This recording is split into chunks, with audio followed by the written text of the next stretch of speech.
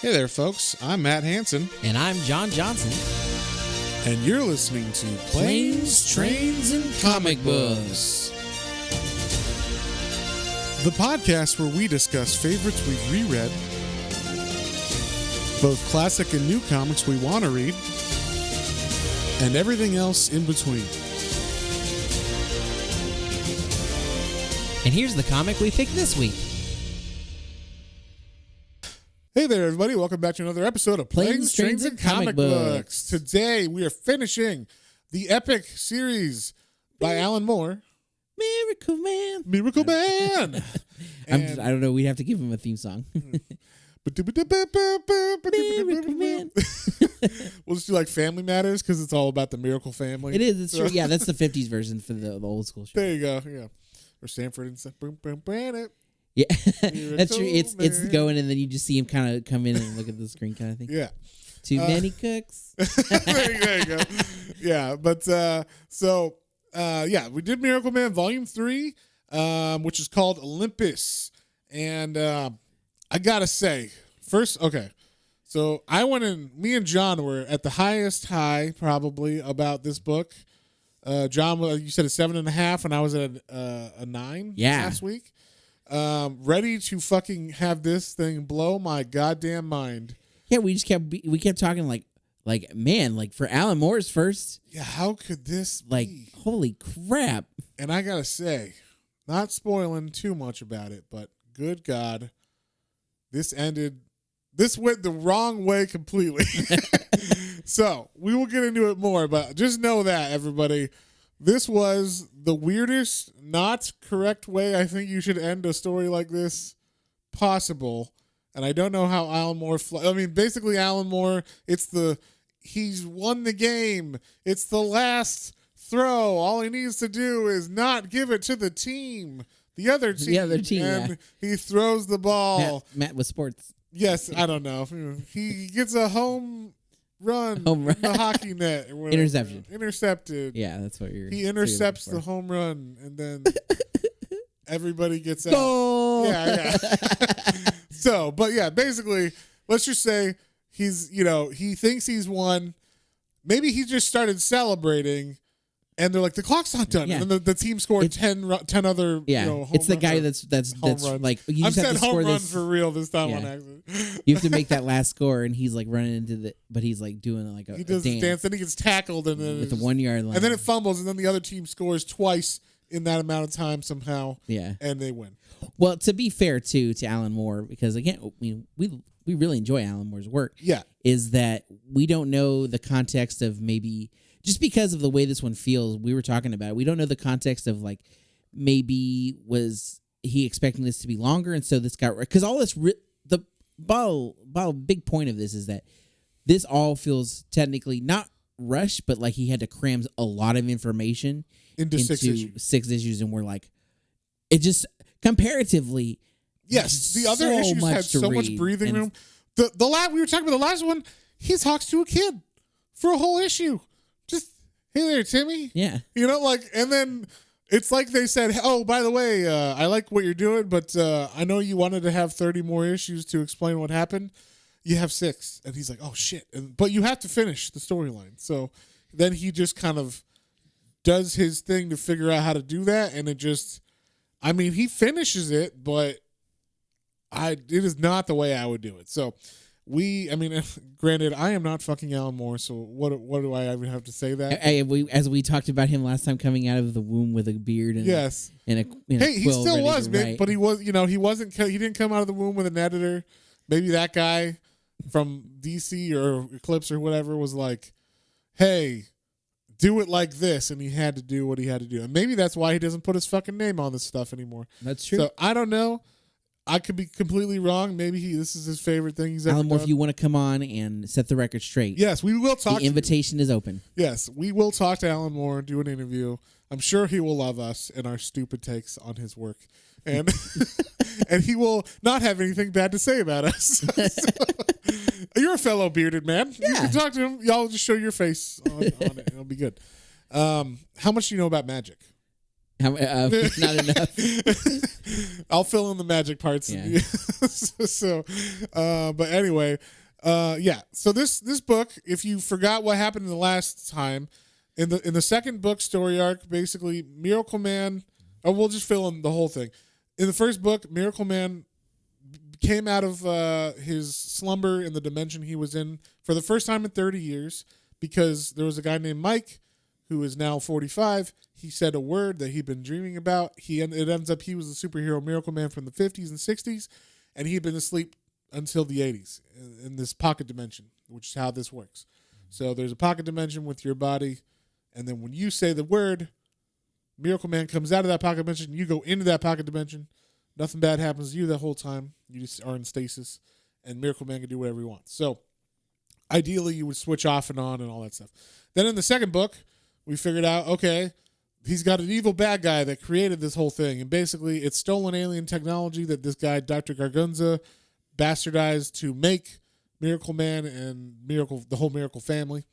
And then he tries. The reason why he did that was because he wanted to have a body, like a super body, for himself because he was too old to do the procedure himself.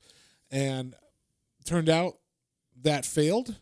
And now that MiracleMan, who got Mike's wife pregnant, is pregnant, he kidnaps her and is like, your baby's going to be my new body. So that was like the setup. MiracleMan defeats him. So Big Bad's gone. And then we set up at the very end of the second book, the real Big Bad is going to be Kid MiracleMan. Who had gone crazy. Yeah, who had gone crazy and kidnapped or like put his kid self in the pocket dimension for a long time. For the 30 years, basically. And basically the superhero, the Kid MiracleMan, came out and was just like grown up now. So he's like 35 or whatever. And he had just become like a, Jeff Bezos or something, you know, whatever. Like a smart, rich dude or whatever. But apparently he was evil and had evil intentions. Basically, the evilness only came out once MiracleMan came out again because he was like, I want to be the only one. And if you're here too, you're going to spoil that shit. So I'm going to kill you. And they had a big epic fight. And at the end of that fight, he accidentally said his magic word, which turned him back into the boy. And then that traumatized him. And the boy's name is Johnny. Traumatized Johnny so much because he was stuck in a fucking dimension for 30 years. 30 years. He's like, jeepers, what happened? He still talks like it's the 50s. He's like, what the fuck's going on? He still remembers all the people he killed and all that stuff. So, like, definitely it traumatizes him. So he's been in like an asylum where he hasn't been able to talk. And we just find out that Kid MiracleMan has been in his head as well, but his body's also in the dimension or whatever. So, yes, that is where we left off. And we know, okay. The baby is born. Too. Yes. Baby's born at the end. Yes, the baby is born. And so, name her Winter. Yes, Winnie.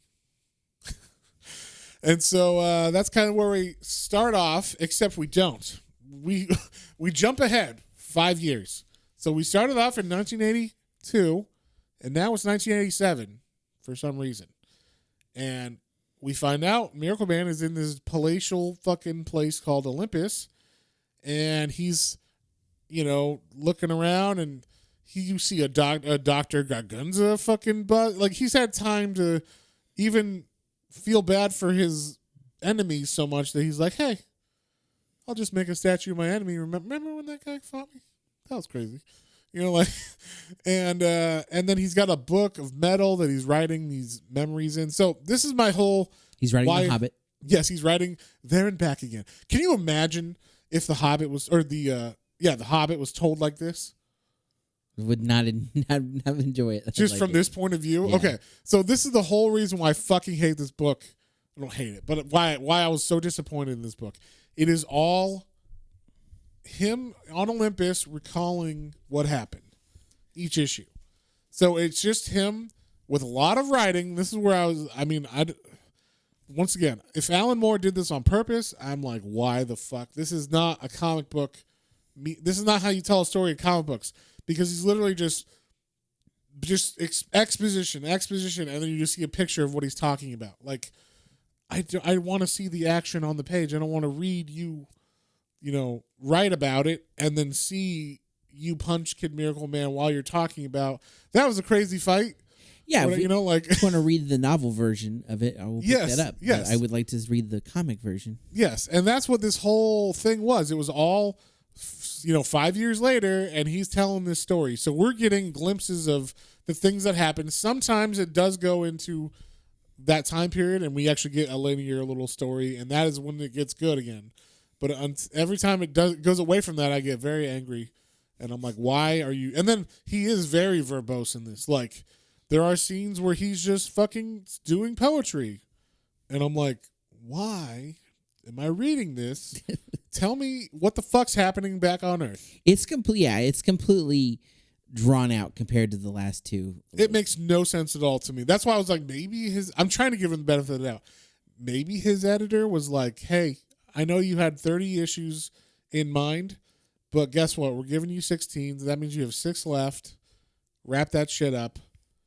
Wrap it up, which means every issue because every issue of this seems like, especially the way he's telling it in this storyline, it could have been 6 issues pulled apart. Yep. Like if you just fleshed out what he's talking about, it could have been 6 issues. So that's why I'm like, oh, he could have had 6 issues for 6 issues. That's 36 issues right there. He could have had a full storyline and then a full epic, 50-page or 50-issue story arc would have been amazing for this. And you have one big omnibus and everything. It would have been crazy.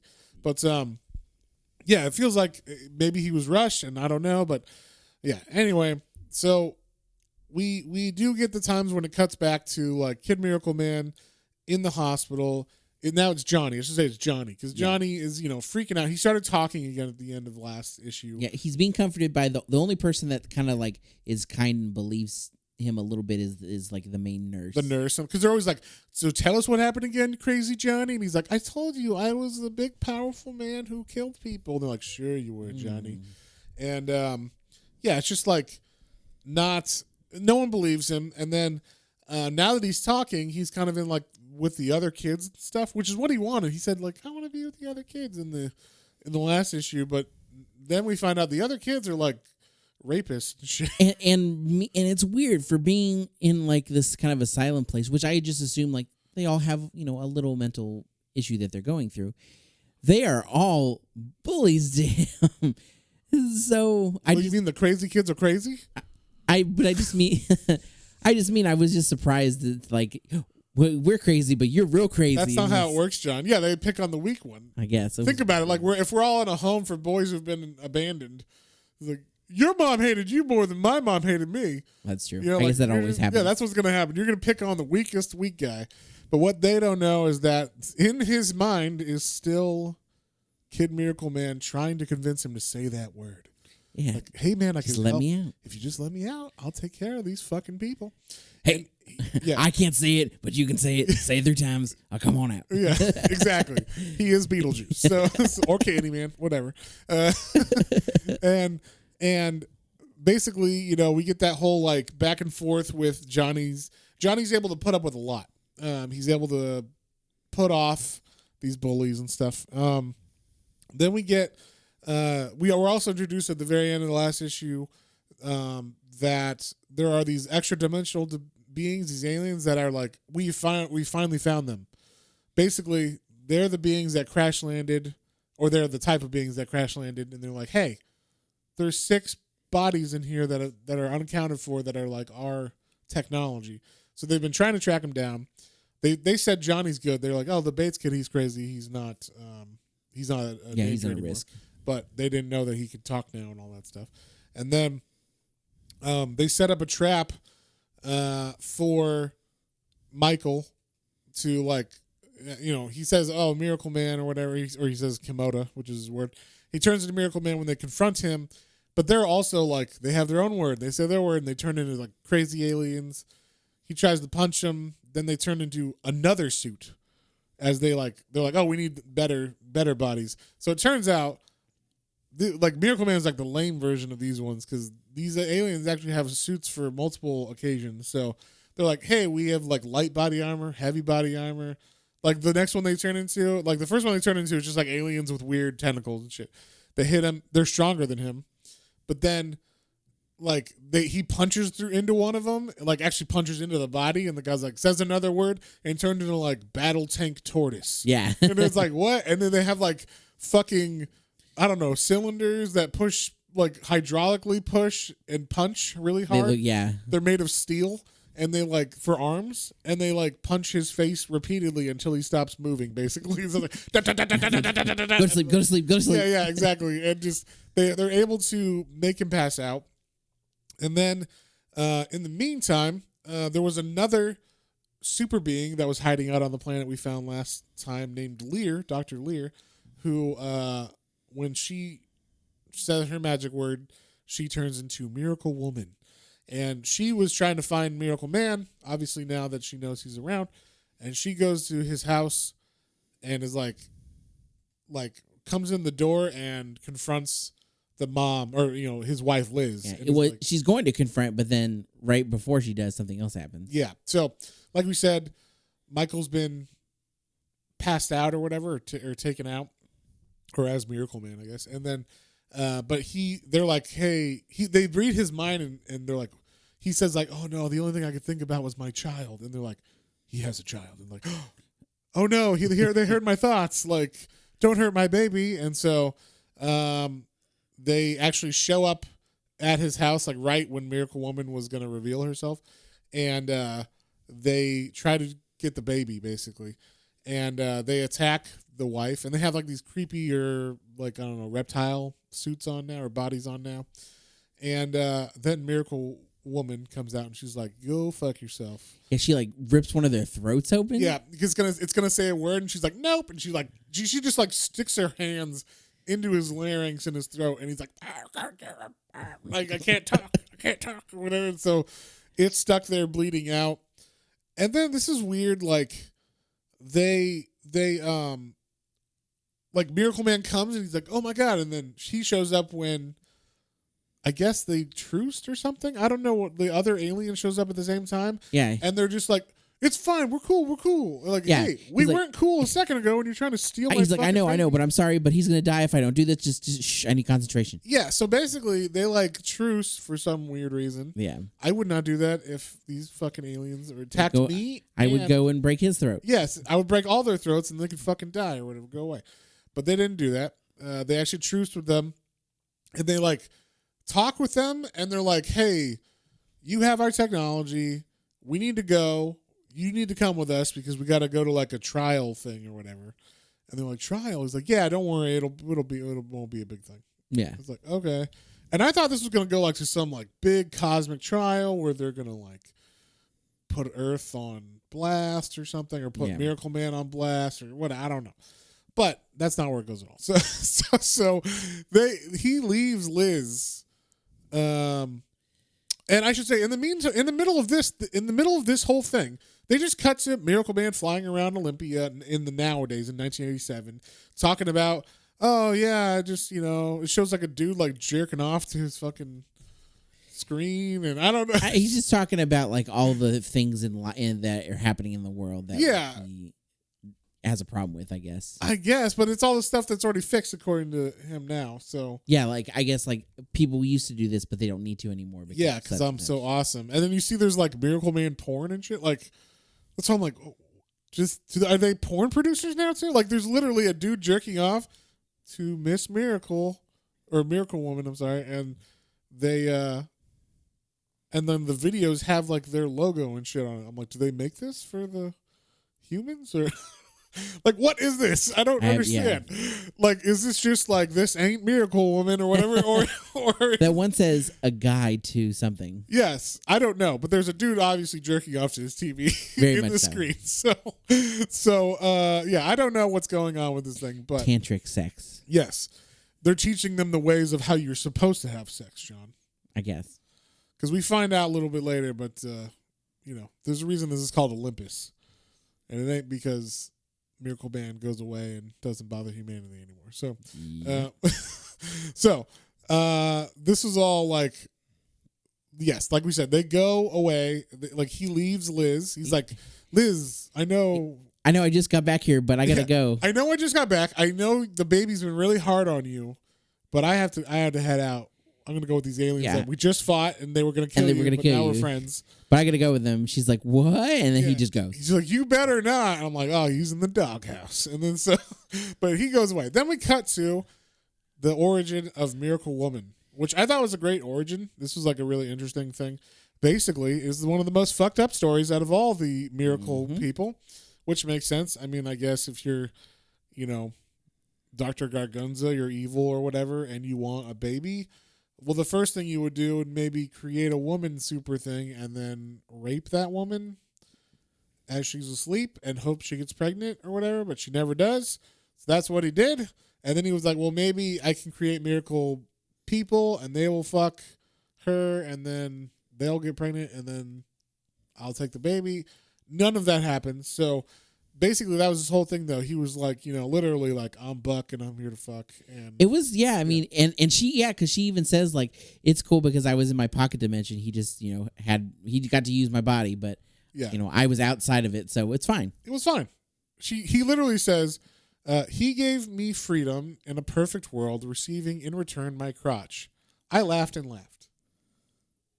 That's all right. That is how she views that thing, which was like, what the fuck? Also, this is intercut. This dialogue and everything, this exposition is cut over the pictures of him raping her, and then also him creating other beings, other men, working on the bodies themselves and everything. Yeah, it's like he created some that became villains, basically. The Young Nasty Man, we mentioned, I think, him in the first one, and very briefly, which I didn't even remember. But yeah, Young Nasty Man is the name of the Tenacious D villain. Yeah, yes, he sounds like a wrestler from the 90s. Young Nasty Man coming down to the ring. Yeah,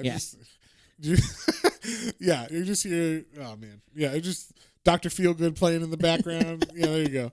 Just perfect. So, but yeah, he makes a villain called Young Nasty Man. He makes Miracle Woman. And then it even says, like, even in her super mind, like, it was okay until he started messing with their dreams, too. Yeah, like so... With the Miracle kid, the other Miracle people. Yeah, so when he did that, if you remember the last episode, in book 2, they talked about how he was able to convince the human mind and the super mind to like combine or whatever, like how he tricked them into being okay with everything. Was he put these like comic book scenarios in their heads, and that was like, we're just having fun in this comic book world. That was a crazy dream, Miracle Man, or what is it? Yeah, kid, Miracle Man. And so basically he does the same thing with her, but with her he puts on like kind of like Wonder Woman. I don't know if you know the origin of Wonder Woman. The old Wonder Woman comics. Yeah, the original Wonder Woman comics were like, that dude had a weird fetish, and every time she would get into something, she'd always be tied up. That golden lasso. Yeah, she was tying people up always. Truth lassos, things like that. Mm-hmm. She's wearing cuffs, bracelets or but they're supposed to be like cuffs that tie her down or whatever. So there was definitely some of that he's feeding from in this, and Dr. Gargunza did the same thing to her. So like she's always tied up. She's being prodded and probed by like him because he's actually a villain in his made up world too. We found out last episode, and so yeah, basically he makes Young Nasty Man, releases him on the world, and then Miracle Woman fights him and then defeats him, I guess. So yeah, that's pretty much the end of her storyline until. And it said like she knew who she was. She went into hiding or whatever, but then she she pretended to be the doctor. But then she would always go back to at night she would go flying and then be Miracle Woman. So she never really like lost her powers or was away for 30 years. Yeah, that 30 years to her, she used it like back and forth. So. Yeah, like how you're supposed to, I guess. So. And then we also found out that young Miracle Man was gay for Miracle Man, I guess, or he had feelings. And that's why, I guess originally he had wanted young Miracle Man to be the mate of Miracle Woman, but young Miracle Man ended up being gay for Mr. Miracle Man. And so that didn't work out or whatever like he wanted. So basically that's what it was. She escaped before the last bomb thing happened. where MiracleMan went into hiding or was bombed into forgetting who the fuck he was for 30 years. So that's where the book starts. The whole series starts at this bomb. So they're just retconning her in there basically. So there's a real quick recap of what happened to her, why she wasn't in any of the other stuff. And okay, now we're good. Okay, we're leaving. All right, we're good. Now that you know who she is, now we're really leaving you with the baby. Don't worry about it. We're going with these two aliens, and so they leave. Then we cut to Johnny Bates, who's Kid MiracleMan, who is in the home for boys, and he looks like he's getting beat up by 40-year-old people, but they're actually children. They dress them. Sometimes they look like little kids, and sometimes they look like a fucking iron worker or something. So yeah, but a little rough around the edges. He's getting beat up, and you see Kid MiracleMan in his head being like, all you gotta do is say my name, just do it, and they won't be laughing, will they? And he's getting the shit beat out of him, but he's like, I won't let you out. And this is the thing, he says, even if they kill me, even if they beat me, I won't let you out.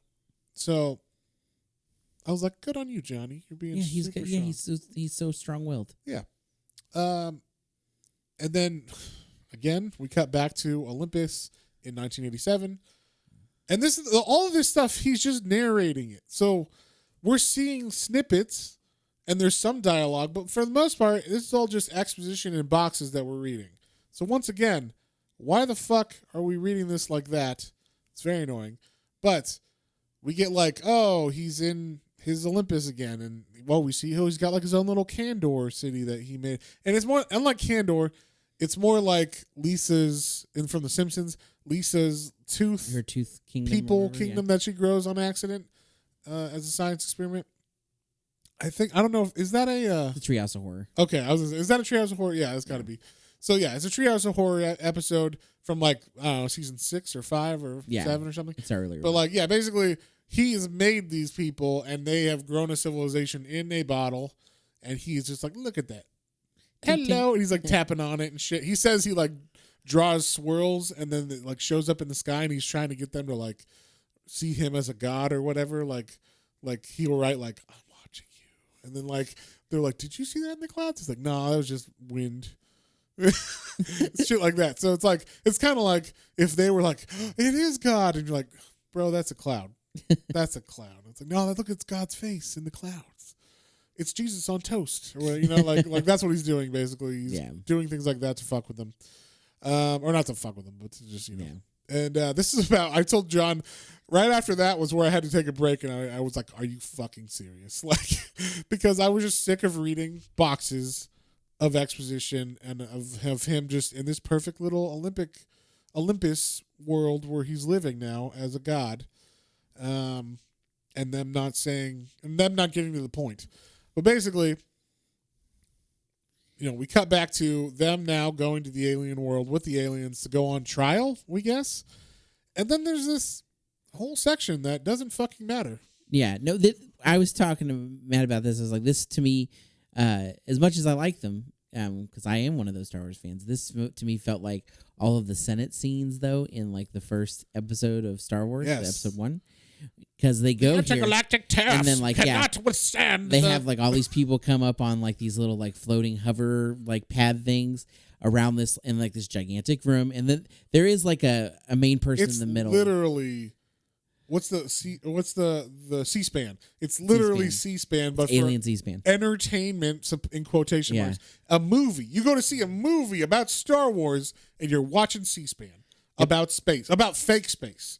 So and that's what it was. Yeah, you're like, oh, okay. What exactly is going on? But the Viceroy can't, put a tariff on Andor. I object. Hold on. We haven't acknowledged you. Sit back down. It's like, okay. All right. The only thing we'll give Alan more credit for here, though. Yes.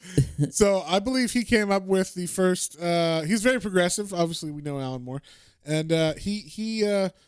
I guess through he's the first person to ever make up his own pronouns. So, yeah, at least that we've noticed, or their own or the pronouns of these beings. So, they go to this place in space. They meet these people called what are they called? The Kieran? Kyr? Kyr? Q-Y-R. Kyr. Kyr? Kyr? Kyr? I would say cure, but that's We'll call them Kyr. okay. The Kyr.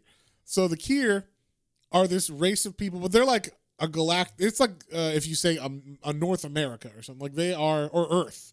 Like Earth is all humans, but they are one type of people, and then there's another type of people, and they say that they have a cold war with these people.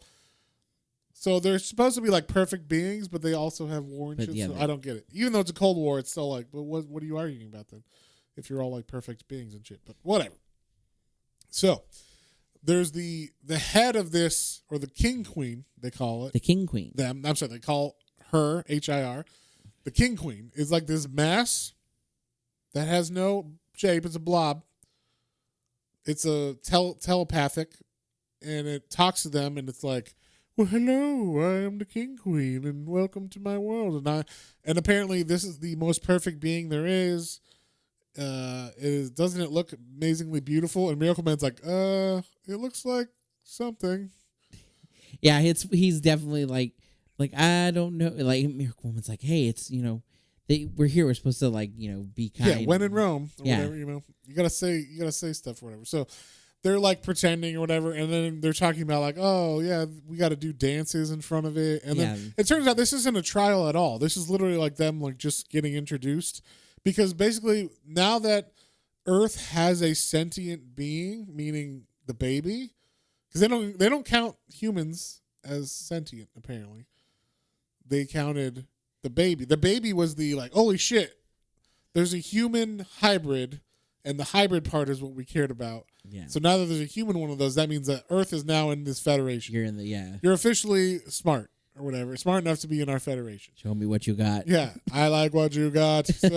So, they're just included whether they like it or not now, and part of that is they're gonna dance in front of this fucking thing, and then it was just like basically now it's kind of like we'll say like the Civil War before that happened. It was like if there's a state on the north side, there has to be a state created for the south side to make sure that everything stayed even, and that Mason-Dixon line or whatever, So like, so it was kind of like that, where these guys, the Kyr or the Kerr or whatever, are they they're at war with this other people, a Cold War, but to they're like, we can't say that we're part of Earth, or like we represent Earth, because we're like tied to you because you have our technology, so you're like, you would be prone to corruption with us or whatever. So to appease them, we're just gonna like leave it alone, basically. And but like they're still under rule. Like basically, we'll both check in. Like we'll both have dominion over it, and like we'll help each other out on it. It'll kind of be like we come together on this planet, and we'll be checking in from time to time. Yeah. From time to time. And so they have a base on the moon set up and all this shit for them. And then at the end of that, I guess, he comes back to Liz. And Liz is like, we don't know how long this has been, by the way. I mean, it could have been minutes or hours or days. Days, months. We don't know. She's just there. She's not in the same clothes she was before. So she's in like a jacket. She looks skinnier. She looks different a little bit too. Yeah. And she's like crying. He just shows up. Hey, babe. Yeah. Hey, I got to tell you about this cool alien stuff I saw. So guess where I was? Like, he's like, there's these people, and they're called the Warsmiths and the Kyrs, and they, and it's like, hey, guys, like, you son of a bitch, basically. Like she's just super pissed at him. Yeah, she's like, can we not talk about the alien stuff now? He's like, what's up, love? What's up, you fucking asshole? You left me with the baby again. And the baby is always hungry, and I'm always in pain. Not even always hungry. The baby is always talking to me, but like controlling my emotions. So like I don't even know if it's me anymore. The baby's just like, feel better, mama, and I'm like, okay, like because like the baby can control her fucking thoughts and mind and everything. And MiracleMan's like, no, that can't be true. And then he hears the baby talk, and he's like, oh my god, how long has it been? Yeah. She's like, okay, I'm going to go for a little bit. And he's like, okay, you go because you're obviously stressed. And then she leaves and the baby starts talking. Yes. Hey, Dad. It says, Father, I think it's time we discuss mother, don't you? It's like, Jesus Christ. And, so it was like the first time he heard her voice or whatever. But then she says like, no, I could have talked the whole time. Like I said, Mama, when I was first born, you guys freaked out, so I just stopped talking. But I could have myself. Yeah, but I heard everything you said. I heard everything. Everything you said. Heard everything you said. And so then we get. He's a maniac on the floor. So I don't know what this was. And I was telling John, I'm like, this is the dumbest fucking thing I've ever seen in a comic. But the only thing we can think is this is the dance that he did for the King Queen? The King Queen and the other beings, I guess. So he does a dance. Yeah, because they show like the other beings' faces watching him do a dance, but they don't show the King Queen looking at him. It's not in the same room or anything. It's just him dancing, sparkling in the black, and he is interpretive dancing. He is flash dancing the shit out of this thing. So, he is white boy dancing. So, yeah. Basically, they're showing that in the background. That's like the background of this whole scene. But basically, it's him and the baby. They're talking. This dancing is going on. So this is like the past, but also him talking to the baby. Yeah. So we're just like, I guess that's the dance he did. And they're like, I did like this scene with the baby because the baby's like, oh, hey, this crib's a piece of shit. Yeah. You guys should have done better. But here, let me just. Oh God, I forgot these baby legs. I can't really walk on them yet. I'll just fly. Yeah. And it's like, oh God, you can fly already too. Like his diaper, takes his diaper off. Yeah. It's like much better. And Winter's like, nah, first off, I chose my own name. I told him I can put that in Mom's head. Yeah. And I already have all the same knowledge you guys have because I have both of your guys' like minds collectively, all of that information in mine. And I think I'm better than this world right now. I think I need to go out and explore and, gather all knowledge of the universe. Yeah. So, if you're cool with it, actually, even if you're not, peace out. Yeah. I'm just going to go ahead and take off. Is that cool? And all right. He's like, I guess. So, and what? The baby flies away into space or something. Yep. Naked baby. Just naked baby fly. And so then we cut to while this dancing is going. The dancing is still going on. Still going on. Every behind panel, all of this, dancing is going on. There is a dancing panel underneath every one of these panels. So we get I guess as part of this truce on Earth, they're like, we will show the war. What are their names? The war people.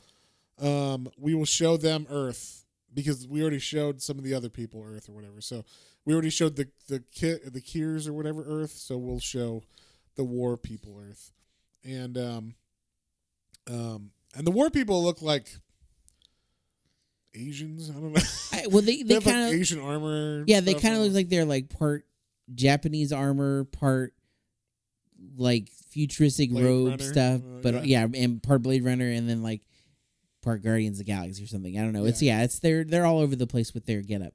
Yeah, but yeah, so they're showing them Earth and everything, and they're like, "This is Earth," and here we go.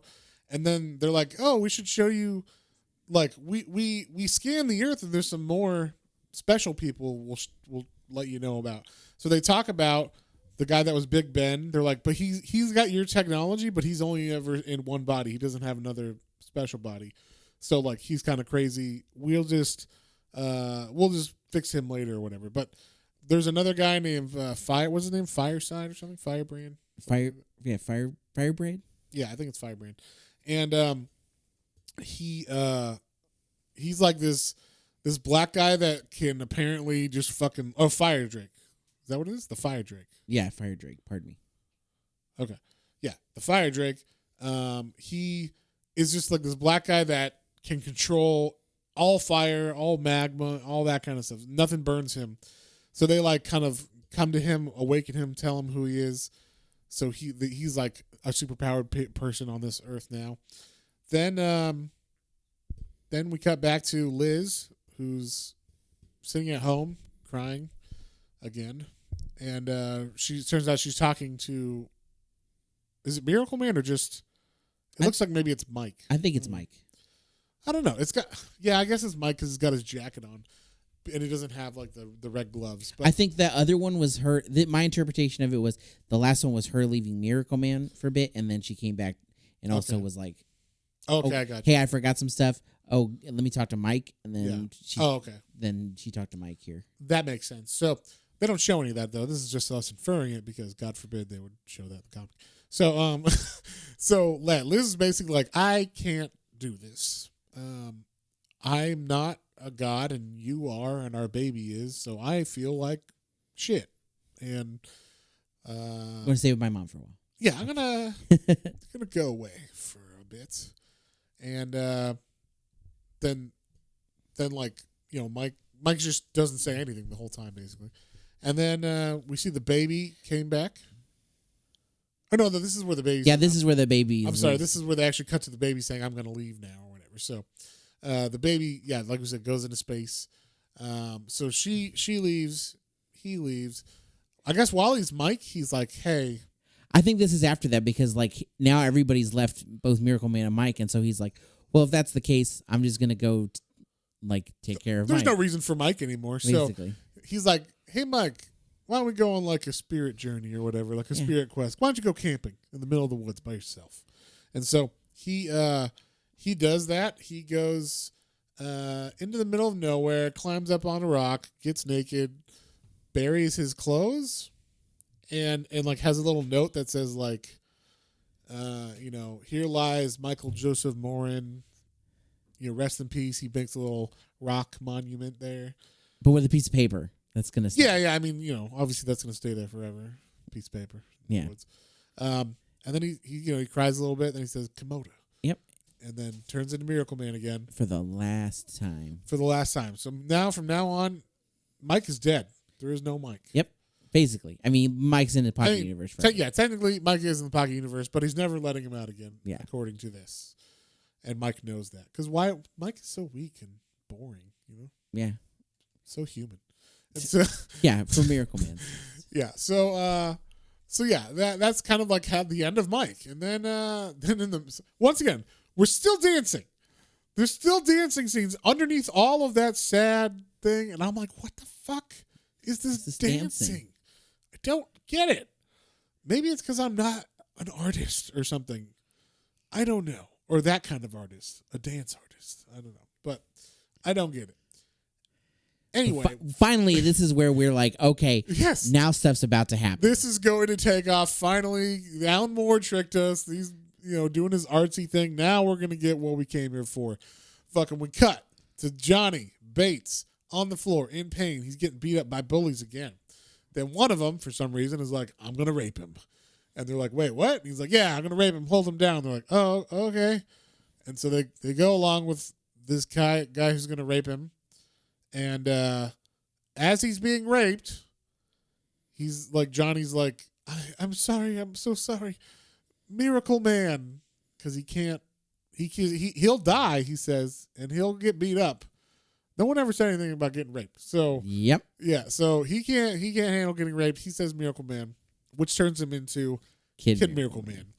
So, as you would imagine, there's a giant explosion in the bathroom. The boy who was raping him, you just see his leg. Yeah, you see his. So we assume his body exploded as he was raping. Yep. Johnny, and then the other kid that was holding him down is now blind. And then we see him being like, Steve, is that you? And then we just see his head fly across the room into the wall. And then there's the other kid. The lookout.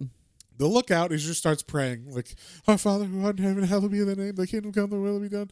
And then he's like, deliver us all from evil. And you just see like Kid MiracleMan reaching out with this grin. He's laughing. And he's like, yeah, basically just murders that kid. And then the nurse comes in, the one nurse who was the only one that was nice to him. And she hears all this yelling and screaming. She's like, oh my God. And then Kid MiracleMan gets her, and he's like, do you know you were the only one who was kind to me? The only one. And he's like, I think I'll let you live. And she's like, oh my God, thank you. Thank you. And then as she's praying, he leaves the room. Yeah. Then he turns back around. Comes back in and she's praying. He's like, I'm sorry. They'd say I was going soft if I didn't do this. And he like smashes her head. And that's like probably one of the more violent scenes in this, where you actually see her head explode and then what's left is just the top of her jaw. Yeah. So super graphic. But you know, this is where I was like, oh, it's kicking off. And then we cut back to the dancing. And then the dancing is over. Like he finally finished this was the climax of his dance was that scene with Johnny, and to which he ends by weeping. yes, like every superhero we love, he was so spent from all that. The dance was just so intense. So while he was dancing in space, we find out, we cut down to England where he goes. He comes back to Earth after that dance. He comes back to England. And it is wrecked. It's wrecked. Johnny has had a lot of fun in the last whatever it was. I don't know, days, hours, weeks, whatever the fuck it was. He has tore the fuck out of this place, out of London, England, or just England in general, all of it.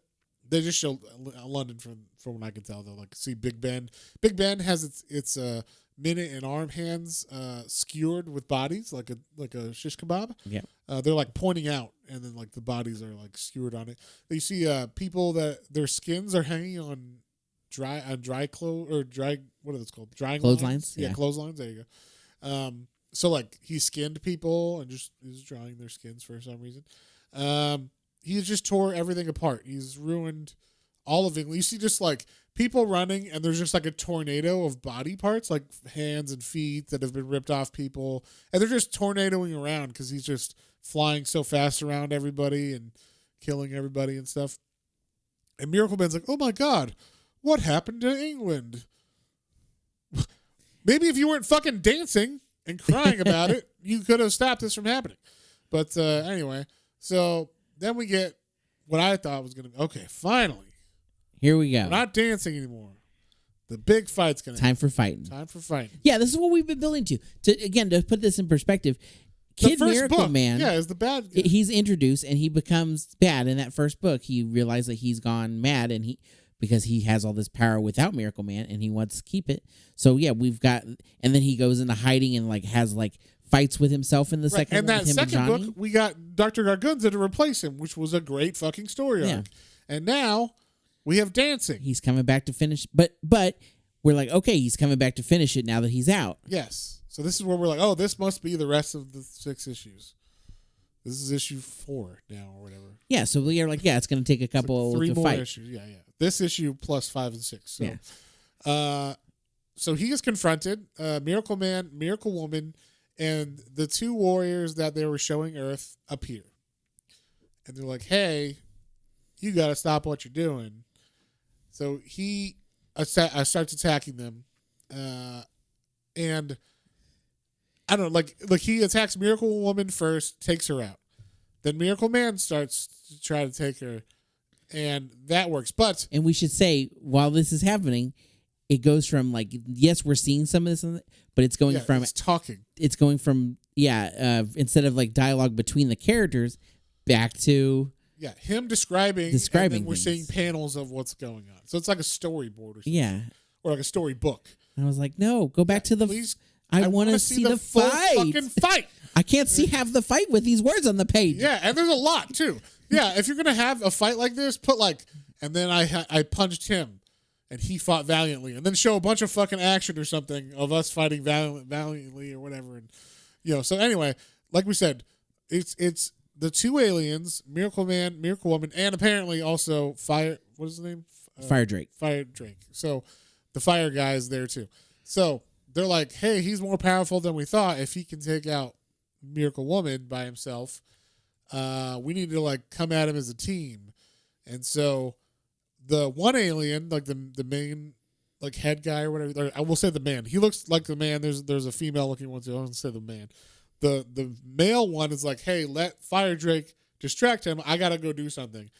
He leaves for like 1 second because he's like a Time Lord, basically. Like it seems like he's like, I gotta go learn some crazy power, and he's like, extra power. And by the time he says, what extra power, the guy's back. He's like, wow, that was crazy, long trip, but it was only like a couple seconds. So, but speaking of, since it was only a blip, let me tell you about everything that just happened. Yes. So basically, he's as he's about to tell him all of that. That's when the Fire Drake is distracting. I'll distract him. And basically, it's just like, I mean, this was like the least. I was like, oh, what's Fire Drake gonna do? He can only do stuff on fire. So he gets lit on fire by Kid MiracleMan's eye beams, and he's like, hey, I don't burn. Nothing bad happens to me. I was like, yeah, but energy beams hurt you, right? Like I get fire doesn't, but do do photons going at light speed going through you? I guess because it's it's an intense heat. Okay, it still doesn't count. Well, anyway, he can handle that. But also, it was stupid of him to tell him that like that's his only. Yeah, like well, you can't burn me, so right. So, but he ends up getting a good shot because Fire, what's his name? Fire Drake. Sorry, Fire Drake. Ends up being able to control that fire and set off the gas line that was underneath Kid MiracleMan. And so that blows him up for a second, and then we get this weird fucking scene that I don't understand fully, and John didn't understand fully, but I'm assuming we put our minds together and we think we understand now what happened. This is what, together, our minds combined are like the combined minds of MiracleMan and the telepath, or the guy who can like blip through time. His name is Chorn, Ozza Chorn. Ozza Chorn, that's right. So Ozza Chorn is the man alien that's here. So the man alien left, learned some shit, came back, and now they're mind melding. Yes, and he's telling him, he's like, Ozza's telling MiracleMan thousands of years ago. Thousands of years ago, there's been stories like this, and he's just going through the Bible, Beowulf, Tales of Gilgamesh, the Iliad, every hero myth he's telling him every one of those. And how those people were defeated. Yes, including aliens, including, Indian mythology, every mythology. Yeah. He's telling him everything. God, Lucifer, all that shit. Oh, that's right, because, they have Shiva on there. Yeah, everybody. They're telling him everybody. And so even alien ones and stuff, they're telling him all that stuff. And that's how he's like, oh, I can defeat him like this, I guess. I don't know why he's telling him this in the middle of a battle. I can only assume they were like the transference would help them come up with a plan. Maybe. I don't know, because what ends up happening is... Yeah, because it also didn't seem like any of it mattered. No, in the end of this, they get caught transferring by Kid MiracleMan, and he ends up capturing them, punching MiracleMan, hitting Ozza Chorn with his eye beams and almost blows off his arm. And then Ozza Chorn's like, oh, you know what? Scratch that other shit I was doing. Here's a big blast. Boom. That'll silence the guy for a hot second, confuse him, and we can get out of here. So in that, they do that, and it actually does distract him for a second. Then MiracleMan's like, fuck that, I'm just gonna fight. Maybe now he has the skills now to fight. I don't know if that's what. Yeah. We don't know what what that whole scene was. I don't know why he did it or what, but I think it was like, here's all the knowledge of past battles or something. Yeah. Good versus evil. Strategery. Yes. Yeah. Exactly. I only said that because of the other characters. Fool me once, shame on me. Yeah, shame on me. Fool me twice, shame on me. Shame on me. Shame on you. Whatever. What the fuck is it? Anyway, so MiracleMan and Kid MiracleMan start fighting a little bit, and it's not really back and going forth. anywhere. Yeah, it just seems like, okay, MiracleMan is losing, obviously, but he's doing his best. Because if you remember from the first book, he was not as strong as Kid MiracleMan, because Kid MiracleMan has been around for 30 years as Kid MiracleMan, honing his powers, killing people, doing fucked up shit. So he's doing a good job beating MiracleMan. And MiracleMan's like, come on, Johnny, you gotta turn back. You can do it. And he's like, fuck you, basically. And I've never turned it back to that little kid. Yes. And then he even says burn in hell, and he throws all the shit in him. And then Ozza Chorn is like, wait, why are we doing this?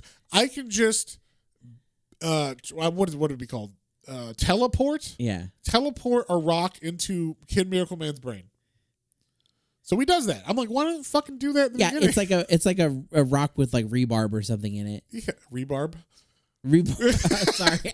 It's a rock with rebarb pie.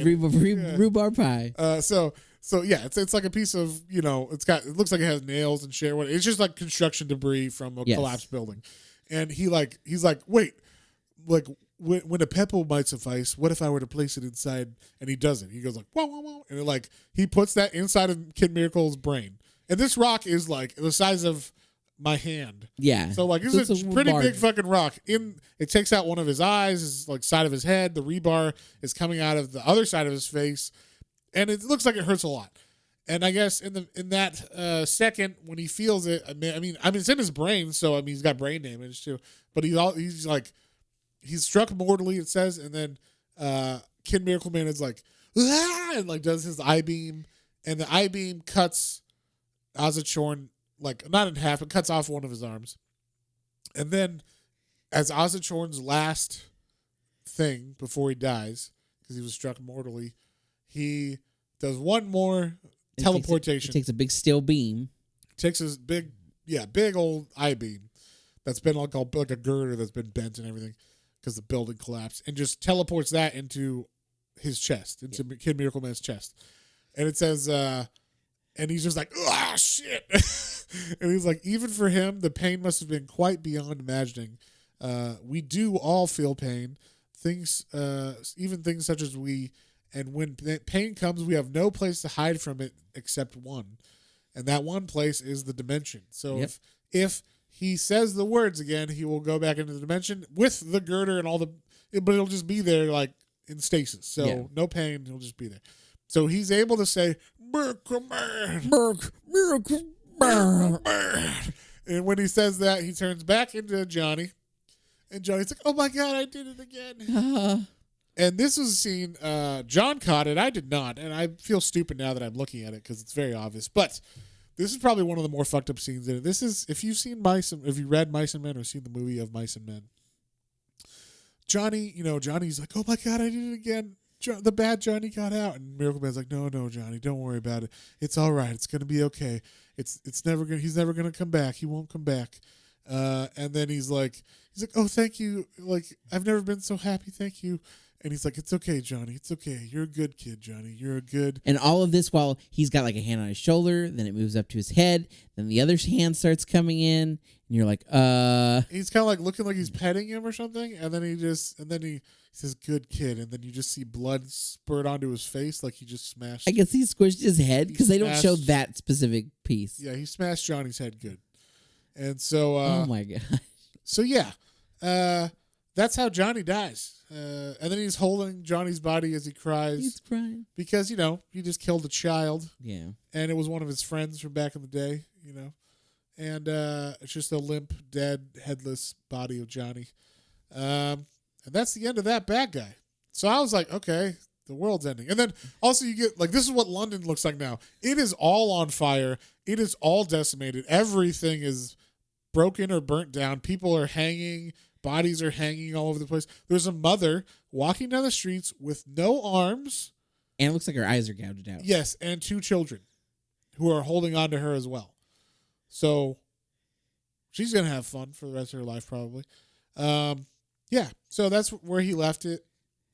And MiracleMan's looking at all this. He's like, oh my God. And there's still like, 2 issues left? Yes, there's still 2 issues left. Yeah, so wait a minute. What's going to happen? So, yeah, he sees the decimation. He sees what's going on. It is crazy. Then we get, finally, what the fuck happened? Like, why are we 5 years ahead in 1987? Basically, like, the aliens and MiracleMan are like, we'll fix, what happened with Kid MiracleMan. But also, like, we're gonna fix Earth. We're gonna fix Earth. We're gonna fix quote unquote Earth. Yeah, and by fix I mean we're gonna become your gods, and you don't have anything to say about that. Yeah, we're gonna create a utopia, and y'all are gonna love it. We promise. And if you don't, too bad. And so yeah, we'll find a way to get around that too. Yes. If you don't love it. Yeah, exactly. And so so the best. This is like my favorite scene in this whole comic, besides like the last fight scene that just happened. Basically, he's like, we had a meeting with the government, and it's him and it's Maggie Thatcher, and it's like the aliens and everybody meeting with the 2 aliens, I should say. It's a new alien. It's not Ozza Chorn anymore because he died, but it's the woman that was with him, another guy, and then MiracleMan, Miracle Woman, and Fire Drake again.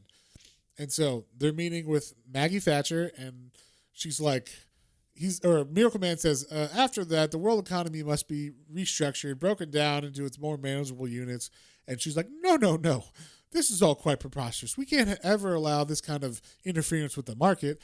And MiracleMan just looks at her and goes, allow? And she looks at him, and he's like, as I was saying, the destruction of the economy, like basically, I'm not allowing anything. Yeah. I'm doing this. There's nothing you can do because I am a god. If you didn't make that out yet, I am a god. Do you see what happened out there? Yeah, we're not going to have that happen again. So basically, he just tells all the world governments to fuck off, and we're doing whatever we're going to do, which is for your best. Like they meet with the UN as well, and they tell them, hey, we took all your nukes, everybody's nukes, and we just sent them to the sun. And they're like, ha, good one. And they're like, no, we really did that. And they're like, oh, what? And then like, yeah, they stole everybody's nukes and everybody's nuclear power too, and put them into the sun. Yeah. And then they also took everybody's all of land. Like they were like, everybody needs things, so we're just everything's free now. We're taking all money. No money's a thing anymore. Yeah, they basically made all of the money like burn and disappear in the world. Yeah. And so they're like, it's fake anyway, and everybody needs stuff. So guess what? From August, everything is free. National surplus will be teleported to those nations most in need until they master self-sufficiency. Each soul will have free clothing, food, shelter, entertainment, education, all requirements for a worthwhile life, with greater luxuries for those who wish to work providing the above. So come summer, money won't exist, I guess is what he's saying. So they do away with all money, which, of course, as we know, does away with all crime, and then they legalize all drugs. Yep. So no by getting rid of this and creating a perfect utopia, no money, all drugs are legal, so everybody can do what they want. Yeah. They even said like, oh, we got rid of like Charles Manson and those kind of people. Like we were able to like, I don't know what they did. They just said they cured them. And now Charles Manson runs a care group for infants that have been abused.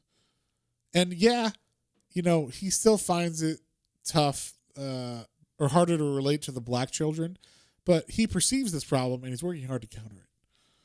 So I'm like, did they like give him a lobotomy? Yeah, how did that happen? What did they do? I don't know what they did, but they did something.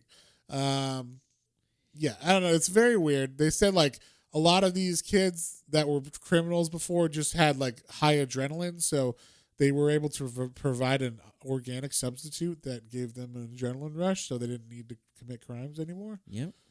I guess that's what it. That's what it was. That's all it is. Okay, and so basically, MiracleMan became Stalin, and then everybody was cool. Sounds about right. Yeah, I mean, this went from like heroes living among us to like Red Sun, Superman, totalitarian government, whether you like very it quickly. Yeah, and it's weird because obviously we all know. I mean, I'm pretty sure we all know Alan Moore is a lefty, and a lot of the things that he's doing are things that he would approve of, or at least like humans to do on their own. I would assume. So it's interesting that he's having a superhero do it for us, because that's like an odd thing. Yeah, exactly. It was different from like, putting information out and like letting people and people decide it, deciding it. Yeah, kind of like the end of Watchmen with the. Yes, you have to force people sometimes, but Ozymandias is the bad guy in that. Yeah, and I think we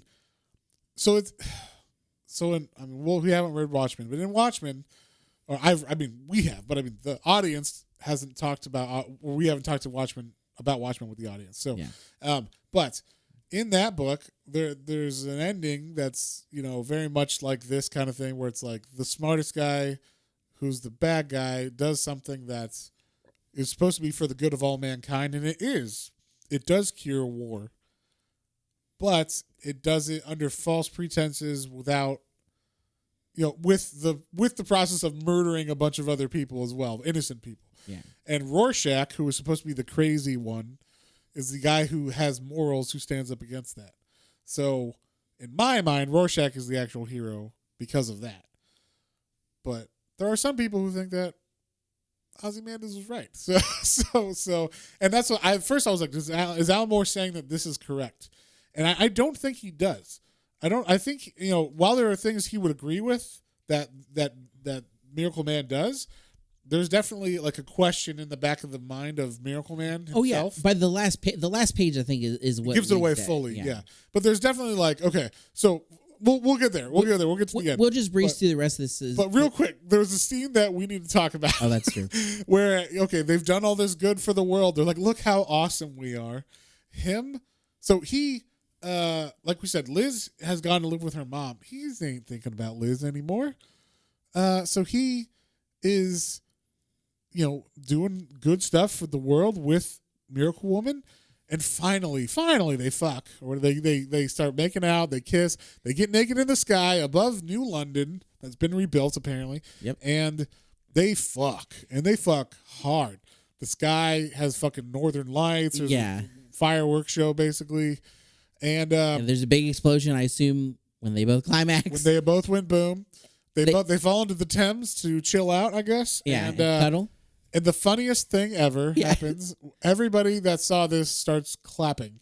Yeah, they just start clapping. And it's like, you don't know if they're clapping because they were like really in awe. Because our overlords just had sex in front of us. I think we're supposed to clap. Everybody clap. Clap now. Yeah, if you don't clap, then you're going to be murdered. They're going to probably kill us. Yeah.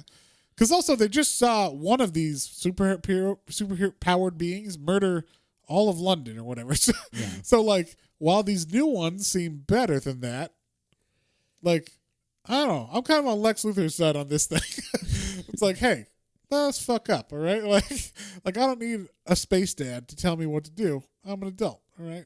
But maybe I'm, and it seems like, Alan Moore at first is maybe on their side, but then he's not. Because also, here's some other interesting things that they do. They create a eugenics program. They create a eugenics program because they're like, well, I mean, basically, it's unequal to have, gods and man.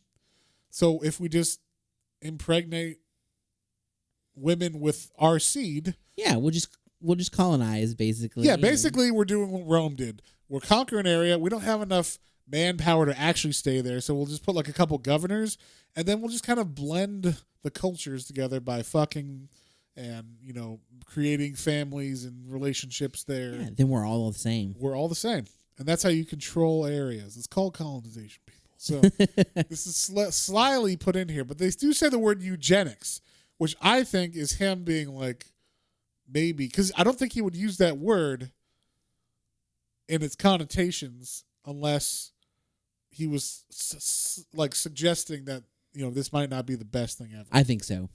Could be wrong, because he does put it in the light of this is the best thing ever. Like because this is from Miracle Man's point of view. So in Miracle Man's mind, this is the best thing ever for the most part. And also another thing they do is Fire Drake. They're like all the power that we took away, like that people need. Well, we needed like some power source, so basically, like Fire Drake just became the power source for everything. So he's like geothermal power. I'm like, so you gotta stay up. You gotta stay in your little volcano layer all day, all 24/7, just forever until he dies or whatever. Just this guy is your power source now. Like that's pretty crazy. So I can watch Netflix. That's weird. Did he want to do that, or like they don't really say? They don't really say. I'm sure he's fine with it. I guess. I don't know. Whatever. So either way, they don't say anything about it. He doesn't look like he has a choice, or he doesn't look like he's saying anything about it. They don't give him any lines. We're just told he does it. So he gives them geothermal energy for the whole world. Yep. And then there's some other god creatures that come. There's one that's like, hey, I'm gonna like live in the underworld basically, and like we can bring people back to life if you want. Yeah, and so they bring back Einstein and Andy Warhol and all these people that are great or whatever, and they basically just create this utopia on Earth. They even bring back the dog that killed Mr. Cream in book 2, the space dog or whatever. They call him Miracle Mutt. They bring him back to life, and I guess they pluck him out of the dimension. Yeah, and they reprogram his brain with a proper dog brain. Yeah, so now he's a happy-go-lucky puppy. He's a raptor dog. Raptor dog. And we see in that where they pluck him out, you can see. Kid Miracle Man is just floating in space right there next to Michael. So Michael's body's still there. I mean, just saying, he's floating. So, and then finally, kind of the end. This has been 5 years now or whatever, or 4 years. Miracle Man's daughter comes back. Winter comes home and she's like, "Oh my God, hi, Dad." And he's like, "Oh my God, it's been 4 years. This is wonderful." And then they talk about shit or whatever. And she's like, "I learned everything of the universe now." Yeah. All that time, you're like, okay. Yeah, and it's weird. They just talk about weird things. And like she helps them come up with like a birthing program that's nicer for the moms that are giving birth to these super babies. And they become like wet nurses, and they're like, "Yes, we will have these birthing pods." yes, it's weird. It's very weird. And yeah, so but then she's like, "Okay, I'm gonna leave now again." So she just goes away. We don't hear about her anymore. And so, and then finally he's like, "Okay, I gotta one last time. I gotta go talk to Liz. Like she's just hanging there now. You know what could have been, kind of thing." So he goes to talk to her, and he's like, "You could be me. Like now we can give you a super body, and you could be awesome." And she was like, "What, Miss Miracle? Like I don't want to fucking do that. I want to be myself, and I want fucking Mike back. You know." And he's like, "Well, that's not happening." And basically, she's just like, "Get the fuck out. Don't ever contact me again." Yeah, get out. You stole and this is the thing. You stole my baby, or like the baby that I had doesn't want me. You stole my husband. You know, I can't have him back anymore.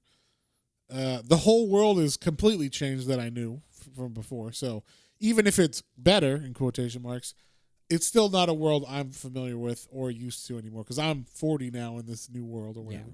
Yeah. And you know, what do you do? What do you do? You know, like you're just gonna sit there and you remember the daughter you were so happy with like a couple of years ago. And Miracle Man just doesn't get it. He's like, I don't know what you're talking about. Like, why don't you just become a god like me? Like everything's gonna be fine. What's the big deal? Just do it. And she's like, "No, get the fuck out of here." And he's like, "I haven't seen her since." Yeah. And so he leaves her to be alone, I guess. Yeah. Well, no, not to, well, yeah, for her to be alone, and then he's like, "Well, I guess I'm gonna go back up with the other gods, and we're gonna party and be." Yeah, we're gonna go live in Olympus for realsies. Like we're like I am fucking Zeus. Tower, yeah. And they build like an Olympus, like an actual god like tower, a giant's fucking place, like a pyramid that looks down to look down upon the people. Yeah. And then he talks about the survivalists. Like, yeah, some people like Liz, they just don't like us. And he's like, there's some survivalists that live, you know, in the middle of nowhere by themselves. There's also the Christians and the Islamic people because they are like, those are not our God. Yeah, look, we both have a God. It's the same God technically. And it's the God of Abraham. We know it's not that one. It's not that God right there. So Muslims and Christians are like best buds now. And they're like, we do not believe in them. And so and then there's like separatists or whatever that are also very angry about this that are, it says like they're not doing anything, like they're not bombing or anything at the moment, but he doesn't understand why don't you want all these this perfect world I've created for you? But they're just like little things, you know, nothing big. And then this is where John was talking about. He goes back to his palatial Hollywood estate or whatever. He opens the doors, he disrobes. He's got his, you know, miracle thong on or whatever, and he puts on his Nazi uniform, and it's his like presidential like Superman red sun Superman uniform. Yes, it's very much like the other one was his costume, and this is like a uniform with like a little side cape, and he's got a double-breasted jacket. Yeah, it's very kingly, very formal, very kingly. Yes, regal. We'll say that. Yeah, there you go. And yeah, I mean, and then it's just him and all these other, you know, rich people, or not rich people, I guess, rich but godlike people, gods, just, you know, chilling. Yeah, they have a big partying, and then this is so like the party ends, and this is like basically like the last page is like him. He's like, I came out from the party, and I like to come to the garden and think, and it's like, why didn't Liz want to do that? Yeah, and that's what he thinks about, and that's why I think. He does, while I'm sure Alan Moore thinks some of the things that Miracle Man did were good, he leaves the question for the reader, like... Makes me wonder. Yeah, Miracle Man obviously has something in his mind telling him maybe this is not right because Liz didn't want to go with it, because there's other people in the world who don't want to go with it.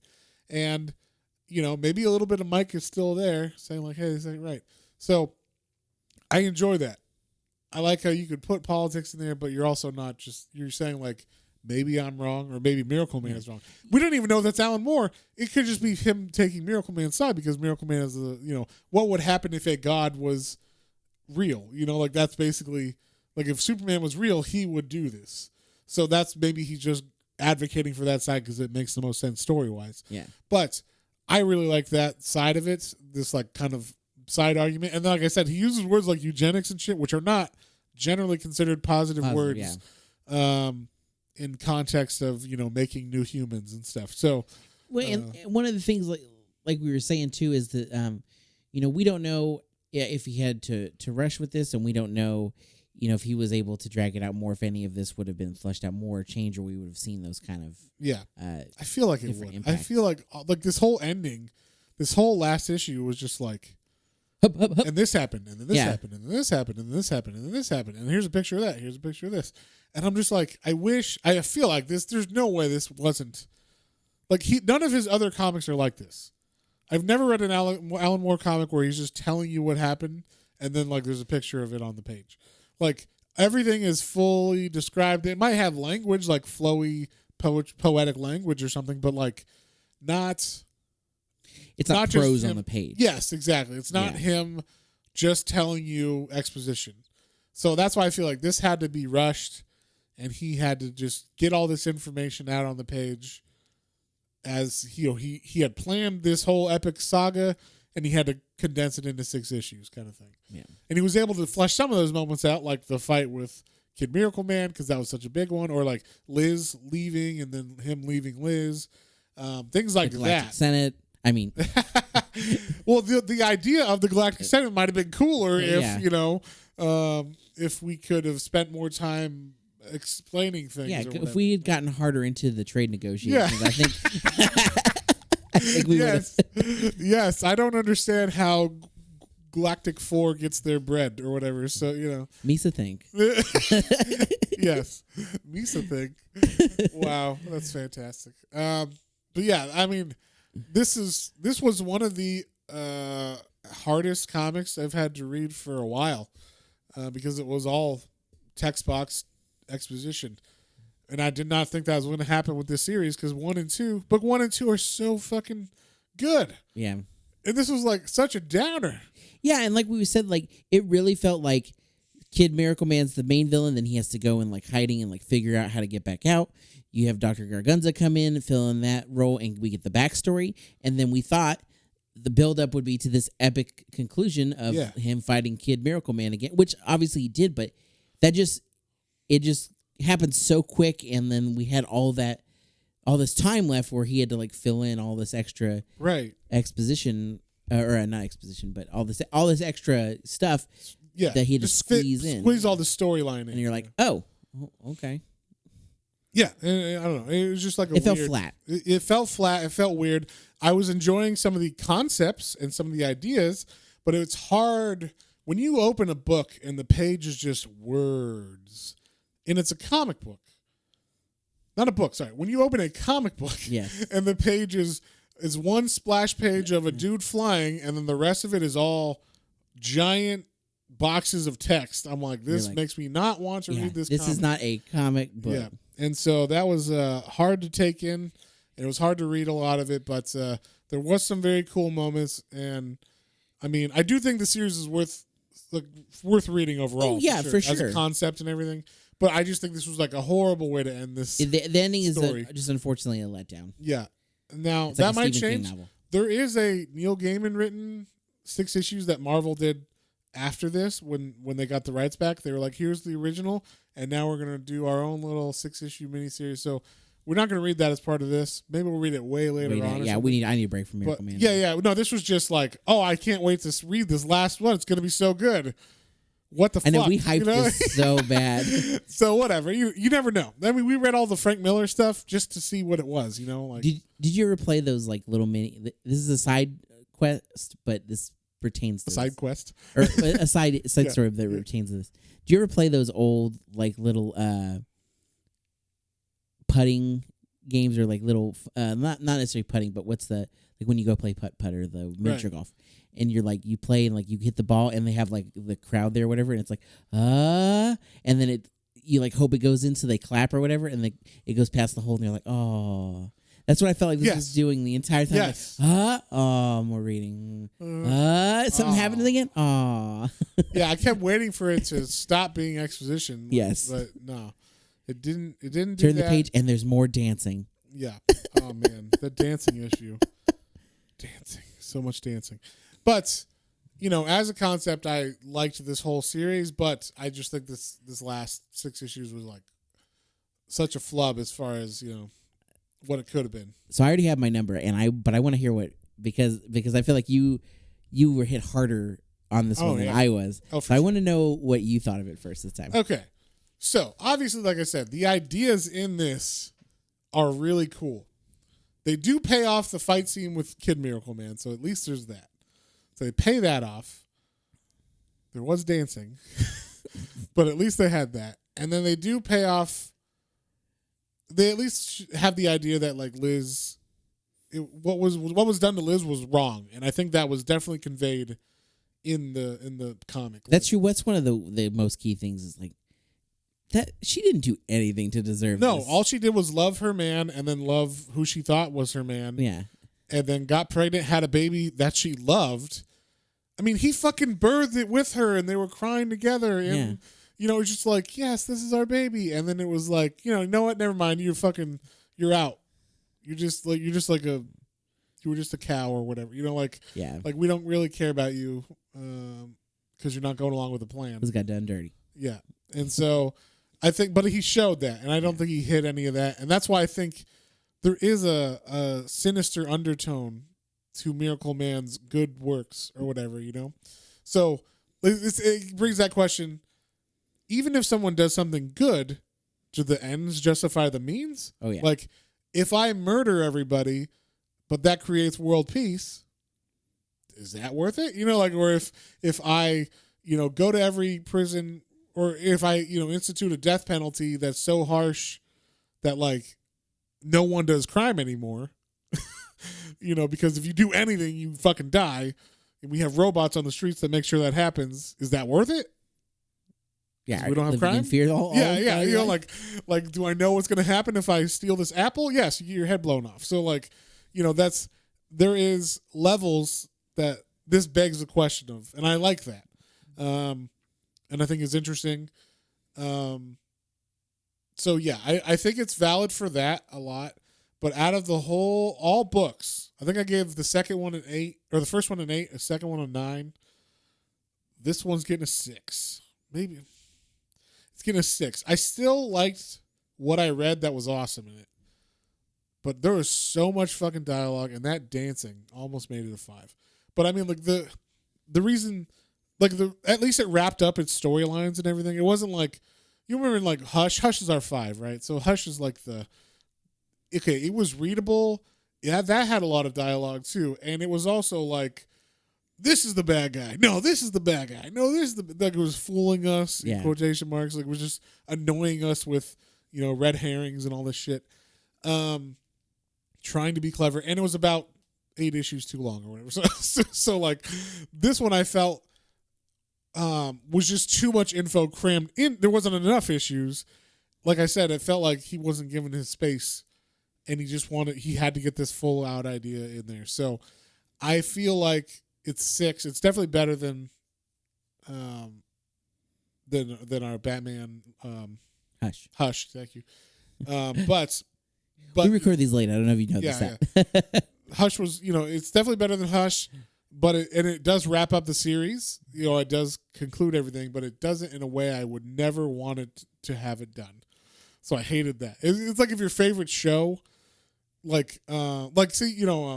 shows that end and they didn't know they were going to end, so they wrap everything up in like 2 episodes. And you're like, I guess that works. Yeah, like what was it? Like the biggest one is like Dollhouse. Dollhouse, yeah. Dollhouse has like, we're getting canceled, and we got three episodes to wrap this thing up, and so they had like cut to 20 years in the future, and like fucking wrap this shit up. But that's basically what he did. He cut to 1987 and was like, remember back then when all this other shit happened? That was crazy. And now I live on Olympus. And like, it's just like, what is going on? So, yeah, I think it's worth reading. And this is definitely, especially for the time, one of the most groundbreaking stories I can think of. I also like how Alan Moore was morally ambiguous as far as he wasn't telling you his politics. He was telling you maybe MiracleMan's politics. And also, but leaving in there the obviously there's some things in here that are not cool. Like Liz, like, hey, maybe I am wrong about certain things. That's what his last line is.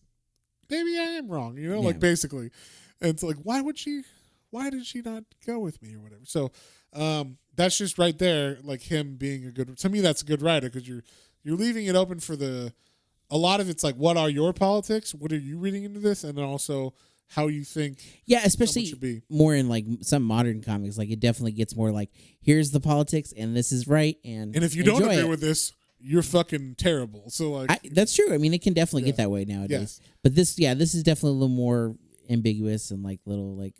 Right. Because we all know Alan Moore is liberal. So the idea that he's against, nuclear war and stuff or nuclear arms. Yeah, no shit. So, like, the fact that MiracleMan does that, it was refreshing to have him be like, yeah, obviously I want these things. Obviously I'm sure he thinks socialism or whatever is great. So, there you go. He takes away all money and he basically starts like his own socialist utopia. But still there's the question back there of, what about personal choice in some of this or whatever? Like he does let them do choices though. Like, he gives Liz the choice, but he doesn't understand the choice. Yeah. And it also begs the question, well, if you're a god sitting up there, are you going to eventually go like, nah, I don't think they should have a choice? Like maybe he turns like that later. You don't know. There could be lots more stories of MiracleMan. Yeah, MiracleMan. I could see MiracleMan becoming the villain. Yes, so very much so. And so that would be cool. Marvel would never put that out now. But if you could it would be so cool to have someone write that now. Not the original author, but he will not do it probably. No. But yeah, I'm gonna give this one a 6. I know that was a long explanation of why, but a 6 for sure. I'll keep mine short and sweet. This was on Batman Hush level for me. This is a 5. Okay. I have really enjoyed doing this with you, and I really enjoy getting into comics and getting excited about reading them. And it's particularly this, and I think that's probably why mine more is a 5. You were so excited. It's because I was so. When you talked to MiracleMan, I was like, all right, let's do this. And then I read the first one, I was like, I'm ready for the second one. And then I read the second one, I'm like, I'm ready for the third one. I was too. I was so sad because if I had read the third one, I would have just said, let's just read 1 and 2. But I didn't because I was saving it for the podcast. Yeah, again, nothing to Alan Moore and his incredible writing, and in general, like we said, we don't know exactly how he had to put this together. It had to be. He's not like this in any other comic I've read. And then again, not that I didn't like the concepts and the art wasn't fantastic. Oh yeah, the art's fantastic in all of it, pretty much. Yeah, the children were way better in this than the last one. Yes, but it just in particular, it was the fact that it was just like you said, just some pages were just. I felt like I was reading a novel and not like reading a comic book get like. And I know that also sounds a little like oh, why don't you go pick another? But like that's why I read a comic book is like Egghead likes his bookie book. Yeah, like I will go and read a book when I want to read one. I will go and read a Stephen King novel when I want to like sit down and get really engrossed in like in my imagination. Yeah, I'll turn on Audible and I'll go read. A Stephen King novel. No, but like if I'm going to read a comic, like you are also getting it for the art and like the storytelling. I definitely want to see place, and I want to be able to see the goddamn art. This isn't a 50s or 60s comic where Stan Lee and is written over half of the art. Yeah, or more, Yeah. So, I think because of that and because of the sheer letdown that I felt from it. I feel that. This is a 5 for me. Yeah, I was thinking about a 5 too, but then just the concepts in this are so much bigger than a 5 to me, then I'm like, I can't give it a 5. I can't give it higher than a 6 though, because it definitely was not that, as far as comic book. Not be giving the first one a 7 too. There's no way this is. Yes, exactly. Yeah, there's no way this is on level with that. Because that one's all set up, right? So like that one, the only reason it's a 7 and not like an 8 or 9 is because, okay, it's very cool ideas, but it's just set up. And it leaves you hanging with, I'm pregnant. So then you're kind of like, oh shit, I got to read 2. Yeah. And then that one leaves you hanging with, he's the kid MiracleMan. He's evil. He's coming back. And then they give you this, and I was like, what the fuck? So I won't go on. I could talk about how disappointed I was, but you give it a 5. I give it a 6. I still would recommend read MiracleMan all the way through. I would read it. I would all read all 3 once, and I would go back and probably reread 1 and 2 again. For sure. Because after I've had this out of my mind for a bit, I will probably go back and reread. I liked MiracleMan, and I'll get to the 3rd and be like, little red flag going up here. Wait a minute. Yeah. Wait. Let me just skip to. Let me go back and see our episode. What did I give it? Oh, that's right. Yeah. There you go. But yeah, and maybe in a year or something, we'll be like, hey, let's dip our toe in MiracleMan again. We'll read the Neil Gaiman series or something. There you go. It's only 6 issues, I think, too.